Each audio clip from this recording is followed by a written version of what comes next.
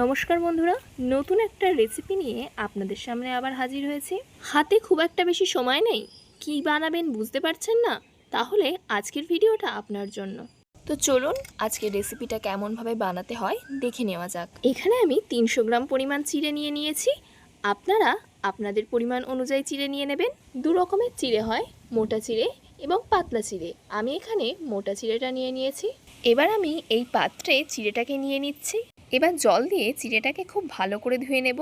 চিড়েতে কিন্তু প্রচুর নোংরা থাকে, তাই জল দিয়ে কিন্তু খুব ভালো করে ধুয়ে নিতে হবে। আমি এখানে 3-4 বার খুব ভালো করে ধুয়ে নিচ্ছি। গরমে যদি রান্নাঘরে যেতে না ইচ্ছা করে তাহলে কিন্তু এই রেসিপিটা একবার বানিয়ে দেখবেন, সবাই কিন্তু খুশি হয়ে যাবে এই রেসিপিটা খেয়ে। চিড়েটা কিন্তু আমি খুব ভালো করে 4 বার ধুয়ে নিয়েছি। এবার চিড়েটাকে ভিজিয়ে দেব।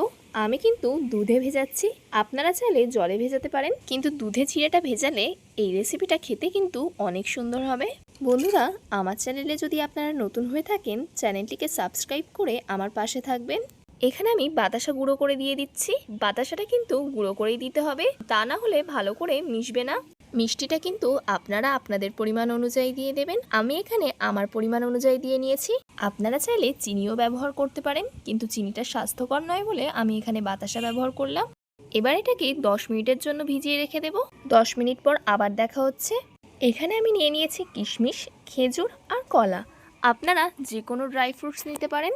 এবার আমি একে একে খেজুরগুলোকে ছাড়িয়ে নেব।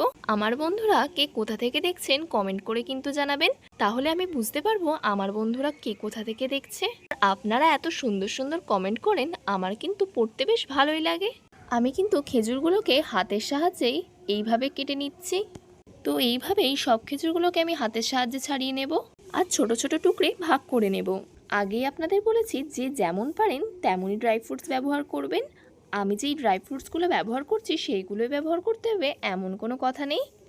সব খেজুরগুলোকে কিন্তু আমার দানার থেকে আলাদা করা হয়ে গেছে। এবার আমি কলাগুলোকে ছোট ছোট পিস করে কেটে নেব। প্রথমে আমি খোলাটাকে ছাড়িয়ে নিচ্ছি। দুটো কলারই আমি খোসা ছাড়িয়ে নেব। দুটো কলারই কিন্তু আমার খোসা ছাড়ানো হয়ে গেছে। এবার একটা ছুরির সাহায্যে এগুলোকে গোল গোল পিস করে কেটে নেব। দুটো কলাকে কিন্তু একইভাবে কেটে নিচ্ছি। দুটো কলাই কিন্তু আমার এমন গোল গোল পিস করে কাটা হয়ে গেছে। এবার যে চিড়েটা 10 মিনিট মতো ভিজিয়ে রেখেছিলাম সেটাই দেখাচ্ছি। দেখুন একেবারে সব দুধই টেনে নিয়েছে। এবার চিড়েটাকে খুব ভালো করে দুধের সাথে আবার একবার মিশিয়ে নেব। এবার এতে দিয়ে দেব স্বাদ মতো লবণ।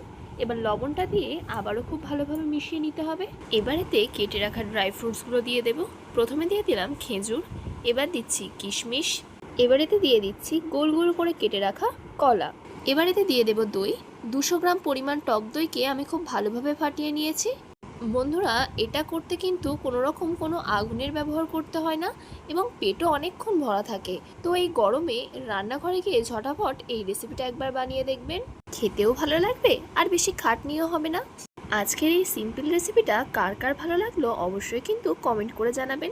বন্ধুরা, আপনারা আমার চ্যানেলে কেমন রান্না দেখতে চান কমেন্ট করে কিন্তু জানাবেন। কোনো একজন কমেন্ট করলেই আমি কিন্তু সেই রান্না করে দেখাবো। এর আগেও কিন্তু আপনাদের অনুরোধে আমি অনেক রেসিপি করেছি। তো বন্ধুরা, আজকের ভিডিওটা আপনাদের ভালো লাগলে লাইক এবং শেয়ার করে দেবেন। আর আমার চ্যানেলে নতুন হয়ে থাকলে চ্যানেলটিকে সাবস্ক্রাইব করে আমার পাশে থাকবেন।